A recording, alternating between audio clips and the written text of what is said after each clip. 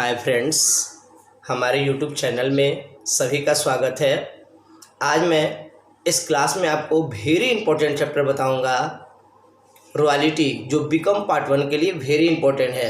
सभी विश्वविद्यालयों में ये क्वेश्चन पूछे जाते हैं और याद रहे ये एक क्वेश्चन 20 मार्क्स के पूछे जाते हैं। 20 नंबर के एक क्वेश्चन होते हैं। सबसे पहले इसमें टेबल बनाए जाते हैं, जैसे बोर्ड पे दिखाया गया है। जर्नल बनाए जाते हैं और लेजर बनाए जाते हैं। तो इस तरीके से इसका सारा स्टेप समझना बहुत ज़रूरी है। तो सबसे पहले थोड़ी समरी में कि रॉयल्टी है क्या। रॉयल्टी को हिंदी में हम लोग कहते हैं अधिकार शुल्क, यानी अधिकार के लिए शुल्क। तो ये कितने प्रकार का होता है, कहाँ लगाया जाता है, किसके द्वारा लगाया जाता है, कौन पे करता है, ये सारी बातें आप समझ लेंगे। तो सबसे पहले की रॉयल्टी जो होता है वो 4 तरह का होता है। माइन रॉयल्टी मतलब होता है खान की रॉयल्टी, अधिकार शुल्क। खान का मतलब कोयले की खान, लोहे की खान, अबरक की खान। उसके बाद होता है कॉपीराइट, किसी चीज़ को कॉपी करने का अधिकार देना। जैसे लेखक जो पुस्तक लिख देते हैं उसे छापने का और बेचने का अधिकार किसी पब्लिकेशन को देते हैं। जैसे सुप्रसिद्ध डॉक्टर एस के सिंह का अकाउंट्स का बुक उन्होंने लिखा और उसे पब्लिश करने का अधिकार दिया है किसे, एसबीपीडी पब्लिकेशन आगरा को। तो इससे कहा जाएगा कि डॉक्टर एस के सिंह एक लेखक हुए और पब्लिशर कौन सा हुआ, एसबीपीडी पब्लिकेशन। इसके अलावा होता है फ्रेंचाइजी गुडविल। फ्रेंचाइजी रॉयल्टी का मतलब ये हुआ कि किसी का नेम फेम यूज करना। जैसे कोई बढ़िया इंस्टीट्यूट चल रहा है दिल्ली में, और वही इंस्टीट्यूट के नाम से आप अपने शहर में आरा, पटना कहीं भी खोलना चाहते हैं इंस्टीट्यूट, क्योंकि उसका नेम फेम आपको मिल जाए, तो वो बदले में टर्म एंड कंडीशन लगाएगा कि जितना आपके पास स्टूडेंट होंगे पर स्टूडेंट मेरे को इतना रुपया देना होगा। तो इसे कहेंगे फ्रेंचाइजी गुडविल, दूसरे के नेम फेम से पैसा कमाना। और अब अगला क्या होता है, और लास्ट में होता है पेटेंट राइट का मतलब होता है वस्तु बनाने का अधिकार प्राप्त करना। तो इस तरीके से 4 रॉयल्टी होते हैं। तो अब क्या देखना है कि सबसे ज़्यादा यदि फेमस कोई रॉयल्टी है जो अक्सर एग्जाम में पूछे जाते हैं, वह है आपका माइन रॉयल्टी, जो सभी विश्वविद्यालयों में लगभग पूछे जाते हैं। इसी से अक्सर क्वेश्चन आते हैं। तो चलिए माइन रॉयल्टी का क्वेश्चन हम आपको बताते हैं। माय डियर स्टूडेंट, जब भी क्वेश्चन आप बनाते हैं तो सबसे पहला काम क्या करना होगा, ये 9 लाइन का टेबल बनाना होगा। ये टेबल को थोड़ा अच्छी तरह समझ लिया जाए, और ये 9 टेबल बनने के बाद ही जर्नल लेजर स्टार्ट होंगे। ईयर, वर्ष, आउटपुट का मतलब खनन, उत्पादन जितना निकाला गया है, जमीन से खोद कर निकाला गया है मिनरल, उसे कहते हैं आउटपुट। रॉयल्टी जितना देना है लैंडलॉर्ड को।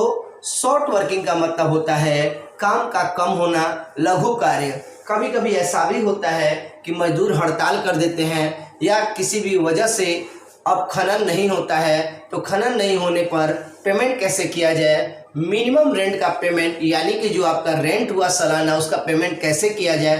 तो अगर पेमेंट नहीं हो पाता है तो उसे मिनिमम रेंट कहते हैं। यदि आप मिनिमम रेंट से अधिक पैसा कमाते हैं तो वो सरप्लस कहलाता है। यदि आपने शॉर्ट वर्किंग कर दिया तो उसे रिकूप करना चाहिए, जिससे लिखा हुआ है बोर्ड पर शॉर्ट वर्किंग रिकूप। अगर आप रिकूप करते हैं शर्तों के अनुसार तो बढ़िया, अगर आप शर्तों के अनुसार पेमेंट नहीं करते हैं तो उसे शॉर्ट वर्किंग अनरिकूप कहते हैं। और लास्ट कॉलम है लैंडलॉर्ड, LL मतलब लैंडलॉर्ड। तो ये सारी लाइनिंग आपको अच्छी तरह समझ में आनी चाहिए, आपको टेबल बनाने आना चाहिए।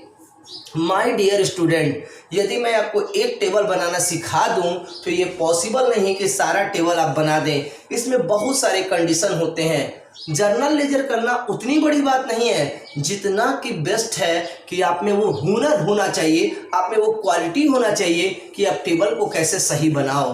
तो माय डियर स्टूडेंट, आपको एक एक स्टेप और एक एक वीडियो प्रत्येक अच्छी तरह देखना होगा, तभी आप हर तरीके का रॉयल्टी का टेबल बनाना सीखोगे। हाँ, मैं आपको एक बात और बता दूं, इस चैप्टर को पढ़ने में आपको बहुत मन लगेगा। अपने टीचर से प्रोफेसर से पहले आप टेबल को चेक करा लेंगे। जब टेबल ओके हो जाए या आपको कॉन्फिडेंस हो कि मेरा टेबल सही है, तभी आप अगला कार्यवाही मतलब आगे आप जर्नल लेजर बना सकते हो। तो चलिए मैं आपको क्वेश्चन नंबर 1 बताता हूँ डॉक्टर एस.के. सिंह के बुक से। इसमें दे रहा है Tata iron steel company took the lease, उसने लीज पर लिया आयरन और माइन यानी लोहे की खान 20 वर्षों के लिए। 1 जनवरी को लिया। रॉयल्टी 2 रुपया है, सब्जेक्ट टू मिनिमम रेंट 15,000 यानी 2 रुपये रॉयल्टी और minimum rent 15,000 per year. Short working recoup over the first 4 year. अगर लघु कार्य यानी आपका पेमेंट नहीं हो पाता है, शॉर्ट वर्किंग हो जाता है, आपका काम कम होता है, तो उसका पेमेंट प्रथम 4 वर्षों में किया जा सकता है। नीचे ईयर और आउटपुट दिया है, मतलब ईयर कौन कौन सा है और कितना कितना खनन हुआ। तो ईयर है 9, 10, 11, 12। तो ध्यान दिया जाए 2009, 2010, 2011 और 2012 लास्ट 4 ईयर है ना। और इसमें 2000, 4000, 2000, 4000, 8000 और लास्ट में कितना है 12,000। लास्ट में 12,000। बढ़िया।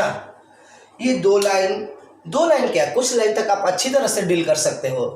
रॉयल्टी कितना बोला है सर? तो रॉयल्टी बोला है 2 रुपये, तो 2 से गुना करा दो तो 2 दूनी 4 हो जाएगा। उसके बाद 4 दूनी 8 हो जाएगा।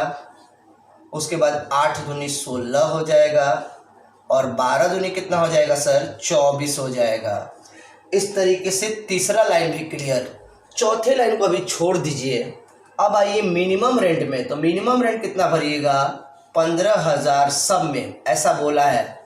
ये हर एक साल आपको माइन का किराया 15,000 देना है। 15,000 हर एक साल किराया देना है। माय डियर स्टूडेंट, ये 4 साल का बनाना तो काफ़ी आसान है। अब इसके बाद यदि मैं बात करूं तो यही चीज़ तो सीखना है। यहाँ पे 4,000 और यहाँ पे 15,000, यानी कि यहाँ पे कमी है। कमी कितने का है सर? तो कमी है 11,000 रुपये की। तो ये 11,000 रुपये आपका क्या हो गया? शॉर्ट वर्किंग हो गया। और यहाँ पे शॉर्ट कर रहा है कितना? 7,000 शॉर्ट वर्किंग हो गया। बढ़िया। और इसके बाद तीसरा ईयर जो है वो शॉर्ट नहीं कर रहा है, वो तो ज़्यादा है सर। तो ज़्यादा है तो हम लोग को क्या लिखना होगा? सरप्लस, मतलब अधिक। फ़ायदा हुआ 1,000। सर जी 15,000 किराया दिया तो कमाया 24,000, यानी कि 9,000 की फ़ायदा। अगर आपको ये कम पड़े तो शॉर्ट वर्किंग और अधिक हो तो सरप्लस।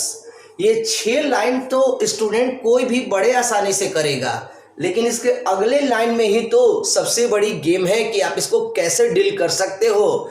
अगर कोई क्लू है तो बस आगे ही है। तो 6 लाइन तो कभी भी डील हो जाएगा, आराम से डील होगा। अकॉर्डिंग टू द क्वेश्चन में बोला है कि शॉर्ट वर्किंग का पेमेंट चौथे वर्ष में होना चाहिए, है ना, 4 वर्ष के अंदर, है ना। तो आइए 4 वर्ष के अंदर आप इसका पेमेंट कर सकते हैं। शॉर्ट वर्किंग का मतलब कर्ज। तो इस क्वेश्चन में कर्ज कितना है सर? 11,000 और 7,000, 18,000 रुपया कर्ज है। 18,000 रुपया कर्ज है और भरने के लिए टाइम कितना है? 4 ईयर में आप ये कर्ज भर सकते हो। तो पहला साल आपने सोचा कि मैं रिकूप करूं, मतलब पेमेंट करूं, आप पेमेंट नहीं कर सकते हो। क्यों सर? सरप्लस का मतलब आपका बैंक, जहां पे आपका पैसा है। तो देखिए 2009 में आपके पास तो पैसे ही नहीं है, तो आप रिकूप कहां से करोगे? रिकूप नहीं होगा। सेकेंड ईयर में आपके पास पैसे नहीं है तो आप मत रिकूप करो। तो आपने 2 साल तक कोई पैसा रिकूप नहीं किया, लेकिन आपको देना कितना है? 11, 7, 18,000 रुपया देना है और आपके पास समय है 4 ईयर। आप थर्ड ईयर में भी पेमेंट नहीं कर पाओगे। हाँ, थर्ड ईयर में आपके पास पैसे हैं तो आप 1,000 पेमेंट कर दो। फोर्थ ईयर में भी आपके पास पैसे हैं 9,000, जो ज़्यादा है, यानी कि 9 और 1 10,000 आपने दे दिया। लेकिन देना कितना था सर? 18,000 रुपया देना है और तुमने अब तक पे किया केवल 10,000। इसका मतलब कि आप पेमेंट नहीं करोगे। लास्ट ईयर में लिखा जाएगा 8,000। चौथे वर्ष तक आपने प्रयास किया कि पेमेंट करें, लेकिन आपका पेमेंट कितना कम हुआ है, 8,000 रुपया कम हुआ है, तो यही आपका कहलाएगा अनरिकूव, जो आप पेमेंट नहीं कर पाए। सर जी लैंड रोड में क्या भरना है? लैंड रोड में भरना है जो आपने मिनिमम रेंट सालाना पेड किया वही आपका लैंड रोड, यानी हर एक साल 15,000। हर एक साल कितना? 15,000। बढ़िया ना? तो इस तरीके से ही आपका टेबल बन के तैयार हुआ। लास्ट ईयर में मिनिमम रेंट में समय 15,000, मेरे को पेमेंट करना था कितना? 18,000। मैंने पेमेंट किया, पहला साल नहीं किया, पहला साल में मेरे पास बैलेंस नहीं था, दूसरा साल में नहीं किया, तीसरा साल में मैंने 1,000 किया, चौथे साल में 9,000 किया, यानी कि हमने 10,000 रुपया पेड कर दिया, रिकूप कर दिया। 18,000 में 10,000 दे दिया, यानी 8,000 रुपया हमने नहीं दिया, अनरिकूप, जो पेमेंट नहीं हो पाया। और लास्ट ईयर में क्या भरना है? जो आपने मिनिमम रेंट दिया उसी को कहते हैं लैंड लोड। तो इस तरीके से माय डियर स्टूडेंट, आप टेबल को बड़े आराम से बना सकते हो, बहुत अच्छा लगेगा, बहुत इंटरेस्ट आएगा, मन लगा के आप इसे बनाओगे। अभी ये पूरा नहीं हुआ, अब मैं अगले क्लास में आपको बताऊंगा कि जर्नल भी इसके थोड़े कॉम्प्लिकेटेड जरूर है, मज़ेदार है, तो आप नेक्स्ट वीडियो को ज़रूर देखो ताकि आपको इसके आगे का पूरा प्रोसेस मालूम हो जाए। तो आज के लिए बस इतना ही माय डियर स्टूडेंट। यदि आपको हमारा चैनल पसंद आया हो तो ज़रूर सब्सक्राइब करना।